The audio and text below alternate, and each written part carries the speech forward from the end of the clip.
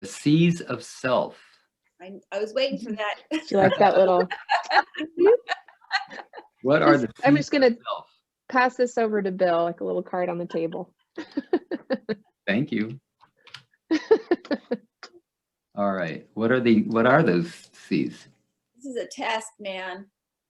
I've got notes, so if we get stuck, I can look over here and tell you. Curiosity. Compassion.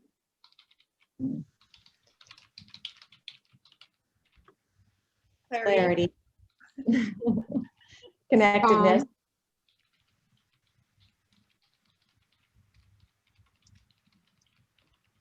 Confidence. Creativity. Courage. Yeah, and there's some extra C's that have been used also and included: caring. And then recently, one of my clients identified CEO as who self is once we get internal harmony and balance. Nice. The only other word that I don't think we've addressed that I've caught is trigger. What does it mean to be triggered?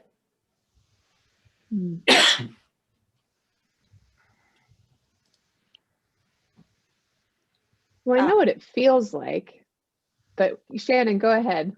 No, I mean, to me, a trigger is anything in the external world that causes internal intensity, commotion, chaos, strong reaction, reactivity. Trigger is just reactivity, intensity inside. It's always interesting because that can also mean, when I say that, I've always add that reactivity can be, I go really high or really low and numb. That's both of those are reactive, right?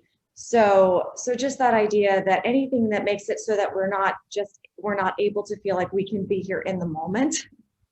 Anything that takes a threat to safety and takes us either high or super low, to me is what I think of as a trigger. And that can be anything in the outside world that can remind our parts of something that they fear or think they should.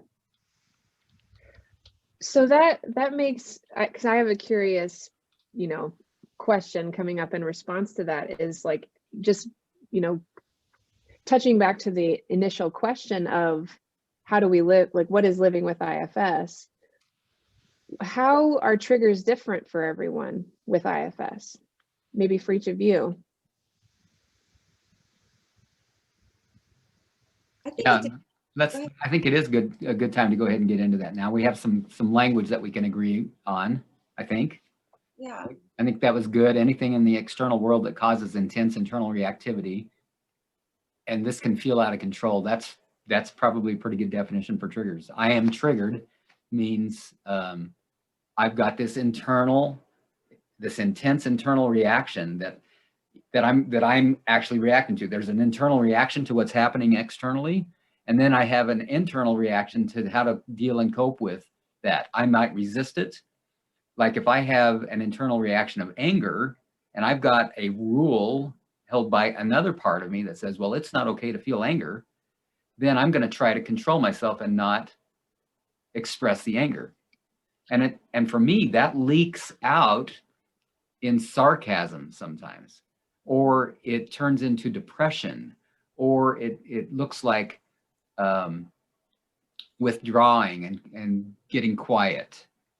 And then another part might jump in and say, when confronted with that, might say, oh no, I just don't have anything to say right now, rather than, yes, I am withdrawing from you. That's an example for me. Yeah. And now there's a part that wants to jump and say, be sure and tell them that I'm not always that way. We know that. We know that, Bill. Sure do. So let's open up and have some fun with this now. What does being aware of our parts, that's what I interpret, Alison, your topic to be. What does being aware of self and parts look like in a life lived? I can give an example of before and afters with my PTSD and triggers from sexual abuse. I could remember specifically one time going to Target, picking up a book, reading the cover, it was on sexual abuse. A part of me said, put it down because you're getting triggered. Another part said, oh no, we're going to push through because you are better than this. I ended up calling my therapist in Target. I was so triggered and so out of control. And she's like, are you holding the book? Yes. Put it down. Leave the store. I know it's funny now. It wasn't funny then, but it's funny now. Sometimes we need other people to bring their self-energy Sometimes to we help need us. other people. But now when I have, well, I don't even, rarely do I get triggered even by seeing anything about sexual abuse or that, because my exiles have been listened to and healed sufficiently enough where that no longer is a trigger for them. They're no longer holding the story to such an extent that when I even read the tiniest bit about a sexual abuse story plot, I lose my shit in Target. I don't lose my shit. My little girl parts don't even register that I'm even looking at it because they are fine. That is not their story anymore. That has been such a game changer for me in my abuse, is that it becomes a non-issue for that particular exile.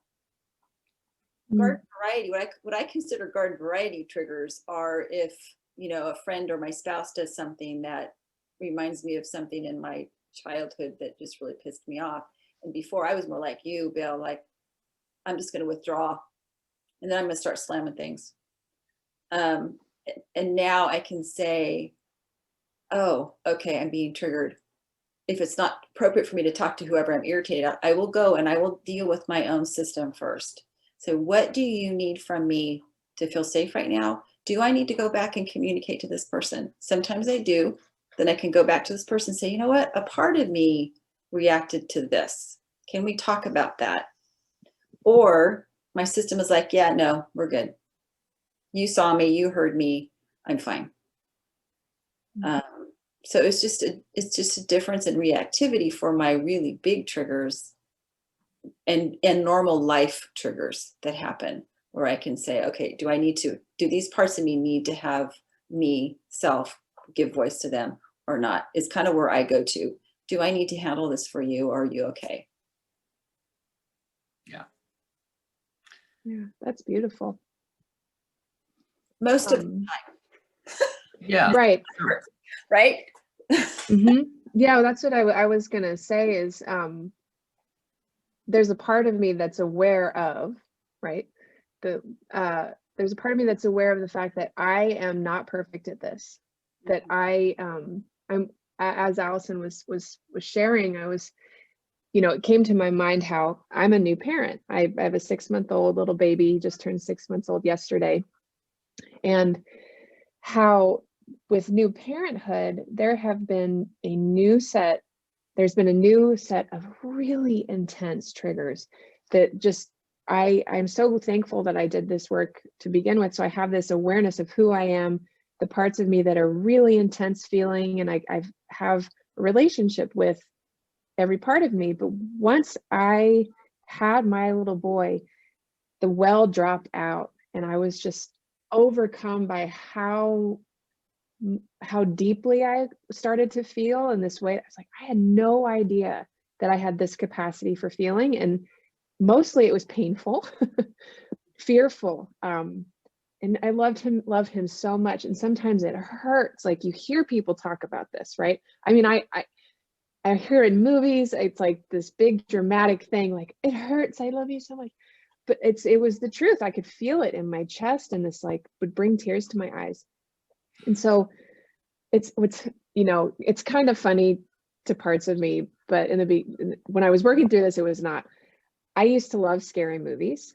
I just love watching them. It was almost masochistic because I would have nightmares, but I was so entertained by them, and like ghosty, movies. But there was one movie in particular that had a scene that nothing really happened, but it was implied, right? There was this little baby, and it might bring tears to my eyes. I'm being vulnerable right now and bringing this up at all, but just, oh my God, it would just keep playing in my head. So that was a little dangerous to bring up. So I just got taken out. But just that feeling, that trigger, these parts of me, I'm so aware of them. Like right now, this part is like so swept up in that feeling of this baby needs to be protected. And it was just a movie, but how I can be with that part of me, even right now, just like, you know, there is safety because I can hold that part of me. I can see my baby right now on a little TV. He's totally fine.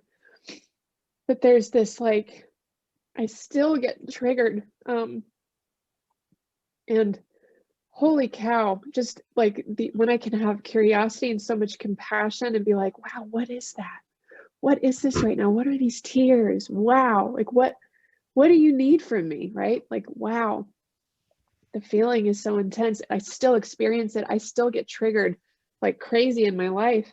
But these tools, this awareness and this love that I have for these such deep feeling parts of me is like, it's unreal. It's a new way of living. And I still have these intense feelings. I still get totally swept up and parts of me completely take over, and I'll be so angry sometimes and then have to do repairs afterwards. I'm not perfect, but it's just a different way of experiencing my life and who I am, and having an understanding that I didn't before, and I'm so grateful for. Woo. Wow. Oh, Wow. Thank you so much, Emily. yeah. Thank Whew. you. That was- Shannon, you just met Emily. I did. Thanks, Emily, and thanks to those parts that showed up with their vulnerability. Yeah. I really appreciate that. Yeah. Really listening to you made me think of something I wanted to add to that understanding of triggers, that it's an invitation to something inside of us that needs healing from our story. Yes. Right. So as I listen, I think about, oh, how does baby Emily need care for, right? And protection. And it's just this beautiful invitation to our own healing of our own self is what a trigger is. And I can hear that, and your love for your child brings all of that out, right? And it brings out that self energy that says, this is how I can feel towards my child. And then turning that back toward ourselves as well in that moment. Thank you. Just one other thing is I'm so grateful for this, because if I were just the parent I was going to be without IFS and had my son, we went through a lot of complications in the beginning. He had this heart thing, which is why we had to have a C-section. It was so terrifying. And then in the beginning, just being a new parent is terrifying. And the hormone shifts, like these low lows and these really high highs. And if I hadn't had the tool set that I have because of IFS and understanding that this is a feeling, I can be with this feeling, even though it's really painful. Having that awareness helped me get through it so much, with so much more grace, so much more patience with myself, in detecting feelings instead of just getting swept away by life and by this intense experience. It's so intense. I'm just so grateful for this falling into my lap in the way that it did, and for having these abilities to be with myself in such a difficult time.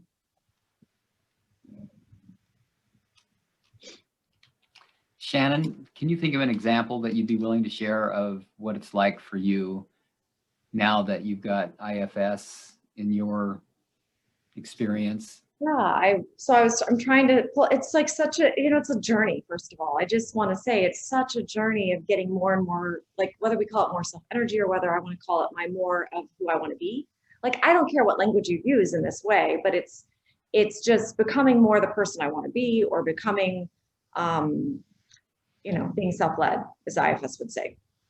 It's a massive journey that I'll be on all my life. So, but there was a general way I wanted to use the understanding of triggers, which was, or how I've experienced one of the differences is it's this feeling of expansion, room, space, choices, options, right? And connection to myself, to my deepest self in these moments gives my parts experience in the world as I'm looking out into the world options. And so again, that happy, sad thing I never fully ever related to, because I always saw it as this sense of, I want to be able to go to every corner, every nook, every cranny inside of me without any fear. I want those parts to be known. And I'm guessing that's self-energy that decided it wanted that. Or I'm not sure where that all fully came from, right? A gift in some way, but the sense of I can travel to any place and I want to know all of my parts and where they've been and be with them so that they're not alone, which in some are held in terror. Some are held in, some have been trapped in terror. Some have been trapped in fear. Some are why. And then even if you go and be with those ones that are trapped in terror, it helps bring them out and they don't have to be so scared because they're not alone. It's just presence that makes them not so scared, which is the amazing thing. Like we think there's all these acrobatic things that we have to do to solve the terror. And it's like actually holding your hand and physically feeling like someone's here with you, which sounds, it's a meta thing, obviously, but and there's a physical component to that can be experienced co-therapist, co-friend, co-coach. Like there is an experience of that as well. So there's an embodiment that can happen, but that really, it's just presence is all that you really needed. Like that's kind of crazy. I didn't even need it to be done right. I didn't need none of this to ever happen. I mean, that would be nice. Sometimes some of it maybe never happened. But truthfully, like what I needed was loving presence to guide me through what I just went through and not leave me. It's like such a spell. It's so simple, but our whole system is organized to not do that. And so, so it's just my specific example. I think my example is just that in relationship, a lot of the time, I feel the freedom to slow down and express in a way that doesn't go too far to one side or the other. And when I get stuck in that, I'm so grateful that I can call good friends. And IFS, my IFS community, and Alison especially is one of those people. It was a routine caller. I like to check in. One of the things that IFS has taught me actually is I'm a good self-reliant person. And so I was initially really good at this idea that I can take care of myself and myself can take care of myself, but we just maybe don't need anybody. We just want people. And that's not true either. So I think being able to own the fact that I have parts that need other people, period. There's a physical, concrete world that as a human being I need help with and support in, not just internally, but externally, and that these two things go together. You can't exclude one without the other. And this is maybe where it's sort of a spiritual aspect that comes in, right? But there is not one thing or the other, it's both.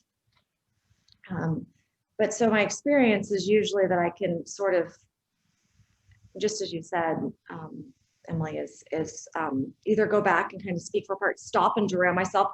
I was texting with someone recently and had a part that was really, really angry and thought and I'm in the middle of text and I just go, no, slow that down, erase that last sentence. Mm-hmm. That's not really what we want to stick with. It's that little voice that it's not like my anger was louder, Bill. It was louder, and it was like hit send, and I went, yeah, but that self voice was still there enough that went, no, your anger's not wrong. It's okay. And actually I see it and it makes sense, but that's not the way we want to say this. That's not an invitation to relationship or repair. That is a slam and push and get away statement. Mm-hmm. And that's what I say when I'm not safe. So that would be the biggest thing too, is for me is IFS with triggers it's a way to know that to be safe being vulnerable. It's a way to be safe holding its internal safety, so that whatever's external can actually feel safer, because I feel safer when I actually show up in a way that's connective, even if that person doesn't. I walk away and go, well, darn it, I tried. Or maybe I'm heartbroken, I tried. Like maybe there's grief. But when I walk away and my part just pushed and pushed and pushed and pushed, I feel shame. Like I'm so in touch with, oh gosh, because that was like, well, I didn't communicate what I really wanted. So how could the person have responded in a way that was going to give me what I wanted? They can't. I communicated in a way that said, go away. So if they go away, well, that's kind of what I told them to do. Right. So I'm just aware that I get to walk around feeling like, even it doesn't mean I get to avoid hurt. Doesn't mean I get to avoid disappointment. It doesn't mean I get to avoid grief. It doesn't mean any of those things, or loneliness, or any of those things. But it does mean that if I have a shot at really connecting and getting what I want, I have a better chance of that by actually asking for what I want, or slowing down what's going to get in the way and kind of talk about what it just did. I just got, and I don't always use part language with most people because they don't. I do in my office, but even with my family, or I just kind of say, okay, I just got really angry right now. I'm having a reaction to this, but I'm also aware that I really don't want to respond this way. So give me a minute, so there's just there's slowing down. So I don't know if that's. Yeah, that's great. That is such a loving and respectful way to speak with your family while you're working with your own parts. You don't expect them to understand, to learn about IFS so that they can understand you. Yes. Yeah. Thanks, Shannon. I'll give one example, and then I think we need to start wrapping up because we don't want the videos to be too long, but what a great conversation this has been. Wonderful conversation. Yeah. I do use parts language with my wife, not all the time, but I tell her all about what I'm learning in parts, and she's actually she's gone to therapy and so she understands the parts language. She also has the self-therapy workbook that we're using on Wednesday nights, which I, by the way, want to tell the listener, the watcher, to all about. But I'll just an example. My wife and I live in a very small house relative to the houses that I've lived in before. It's like 1,200 square feet, a single level, 3 bedrooms, and then one great room that has a living room and a kitchen and dining area. The kitchen is what I refer to as the one butt kitchen, but we both are in there doing things together. She's over here prepping the food for a meal, and I'm doing something else over here, like maybe washing the dishes, and then we will intersect and run into each other, or not anymore. We don't anymore, but at first we would just run into each other, and I would have this impulse immediately as soon as she got in my way. It wasn't me getting in her way; she was getting in my way in our one butt kitchen, and I would feel this surge of irritation and annoyance and anger. And then I would have an internal response, which was another part of me that was trying to control me, because you know who I am? I'm a nice guy. Nice guys don't get mad and snap at their wives. Before IFS, that internal polarization, I'm annoyed, be nice, was going on constantly. With the help of IFS, I've gotten curious about both of those parts. I'm curious about the part that thinks that our one butt kitchen is my kitchen. And I'm curious about the part that thinks that it's not okay to be irritated and express it. And I'm also curious about those parts of me that would like to learn some new ways to live. So a little history without going too long on this. This is my third marriage. My first wife died of a brain tumor after we'd been together for 15 years. And in that entire 15 years, we didn't speak in a way that was connecting. We rarely ever spoke in an authentic, connecting way with each other. We had far more nonverbal communication. We would assume, based on body language and slammed doors and noises that we might make, like deep sighs and groans and rolling of the eyes and that sort of thing, what the other one was thinking.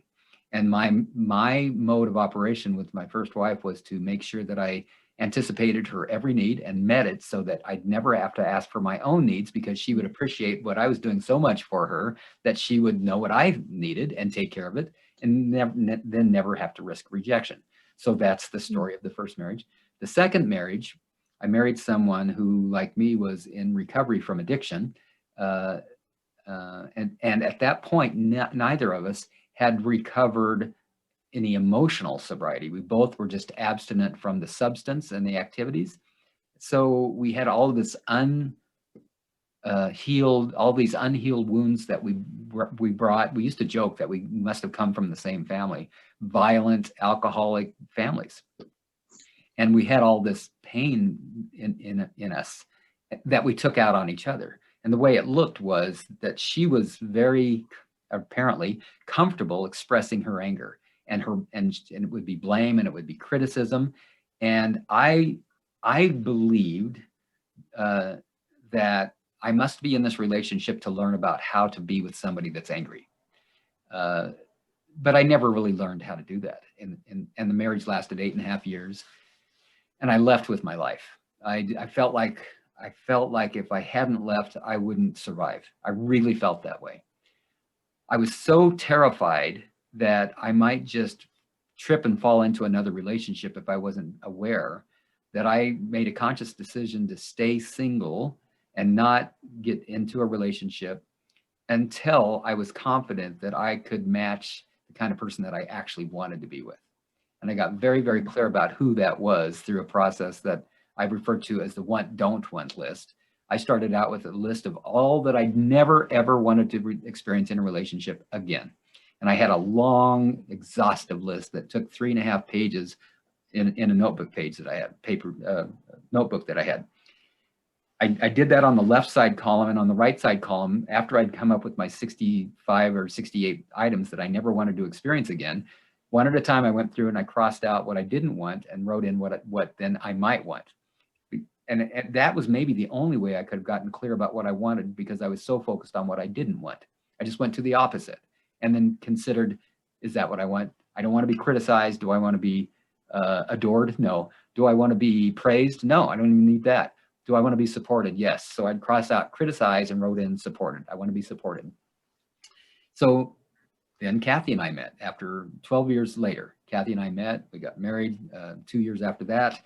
And now I still have all these, this was in 2011, nice guy tendencies, all these neural pathways that have me automatically knowing what to do in a relationship. Be vigilant, watch for her being triggered. I'll use that language now. I wouldn't have used that then. Be very aware and careful of when she's going to jump on me and attack me and blame me for her own discomfort. Be in control, be ready for that to happen so that I can be in control of my own emotions and not give any of that away. I mean, I'd learned a lot of techniques and strategies. Fortunately, at the same time, I was also doing a lot of deep therapy work. I was doing lots of internal investigation that helped a lot. And I was much, much better at communicating. And so this relationship is very, very healthy. IFS was introduced to me about 5 years ago in therapy, and it began to change how I viewed myself, and it began to change how I communicate with Kathy. Kathy and I are at the dishwasher here about 3 months ago. And I'm washing off the dishes, rinsing off the dishes, and then putting them in the dishwasher. And I turn around to put something in the refrigerator, and I look behind me, and Kathy has taken something that I put in the dishwasher and moved it to a different place. And just like that, a part of me just completely took over and said, I guess I can't do anything right, can I? And it was as shocking to me as it was to her to hear me say that. And I'm trying to remember exactly. It took like a few minutes for me to just, for both of us to just be laughing about it. I apologized to her. I acknowledged that there was a part of me that obviously got triggered there. That established, oh, I'm going to use this word even though we haven't defined it. It established a trailhead for me to go down. and investigate and learn about the part of me that got triggered. And it was rich. It was so rich to learn about that part.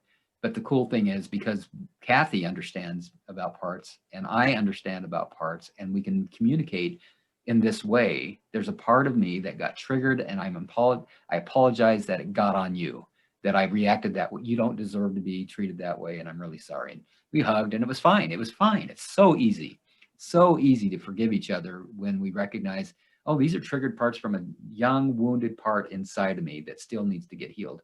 And I'm going to do my work and heal that, because I don't want to get it on you anymore. Oh, Bill, I love that story. And can I add what you're just talking about? What Yeah. you're talking about, and this is the other thing. So let's say that you're the person you're Kathy, who's done IFS, and your partner is you in that moment who has not done IFS, let's say. Yeah. So it's so you just do your thing. I mean, with IFS, there's an ability, what happens is there's differentiation. This is me and that is you, right? And so when you can experience that real differentiation, because your parts are no longer completely bound up in what's happening out here in order to know who they are. When that is experienced, you can actually have your partner, and this is also a way that the world has changed for me. You can have someone do something like that, and you might turn to them, and I can hear me going, wow, hon, what happened? Yes. Right? Yeah. Like, wow, like with curiosity, or like, oh my goodness, or sometimes you have a way of being able to engage with someone who's having a reaction and see it as them and have care for what's going on for that person, because it's not about you. Right. Yeah. Right. So let's begin to wrap it up. I'm looking at time. We're over an hour already. Wow, this has been so rich. Wow. Shannon, thank you so much. I'm so glad you stuck around and joined us and participated. You contributed so much. Alison, thank you so much for the idea, and of course everything that you've contributed. Emily, thanks for opening up and letting us see all the way inside. And I just fall more and more in love with you all the time. All of you, really. That's the other thing about parts. And I'm saying this knowing that my wife out here can hear every word that I'm saying. I'm falling in love with these three women just because they're showing me their hearts. And that's another thing about self, and maybe a good way to wrap up this conversation is that I've heard self referred to as heart. And one of the therapists that I have talked to often about this says a lot of my clients aren't comfortable. And in fact, I think it was Rochelle that told me this. A lot of my clients are not comfortable with parts language at all. So I'll ask them the question, instead of saying, now, can you shift into self energy and view the circumstance from that place? I'll say instead, what does your heart have to say about this? And for her, and that I love that. And I think that's why I just felt, and I was noticing, Emily, when you were triggered and then staying with us and letting us just witness what your entire experience.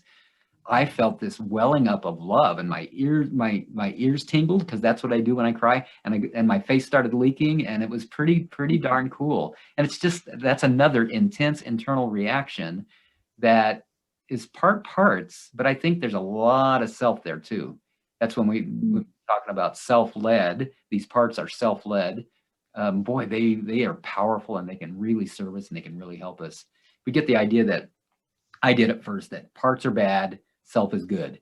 That's not the case at all. Parts are good. They're little assholes sometimes, but they're good. They do things that make things inconvenient and kind of get in the way, because they have no idea what we're up to these days. They think we're still 6 years old and in danger or not getting our needs met. So anyhow, here I go. This is the way I get when I get so excited talking about IFS and what a huge difference it can make in our lives. Do you mind if I do a couple of commercials? No, but I want to also extend my thanks and love to you, Bill. As you know, you have my heart.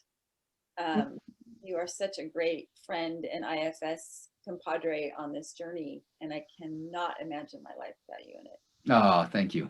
So I so appreciate what you bring to the table. I love listening to how your head works, how you strategize, how you make things so succinct, and how they make sense. I just learned so much from you. Thank you. I appreciate more than you know, even though I tell you all the time what you bring into my world and how you organize, and how you help organize my life. To be honest. So thank you. Now it's starting to feel like a little bit of pressure, but thank you. No pressure. That was a little underhanded pressure there, Bill. Like, okay, snap to it, man. I need my kitchen clean. Come on. Okay, Yeah. commercial time. Yes. All right. I would like everybody that's interested to know that on Wednesday nights from 5 to 6:30 p.m. Pacific Standard Time. I think that's correct. Is it Pacific Standard? Yeah. Yeah. Mhm.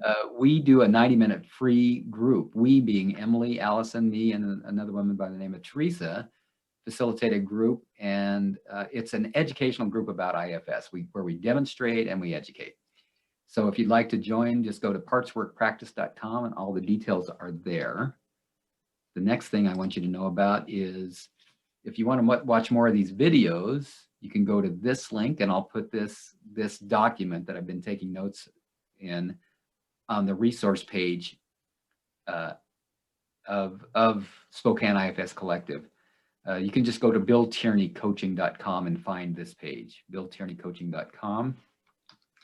And then finally, if you'd like to join us on our Facebook group, which is 85 strong as of today, you can find it here at facebook.com/groups/Spokane IFS Collective. That's the words from our sponsor. Thank you so much. Thank Thanks, you. everybody. Thank you. Thanks for joining. Thanks, guys.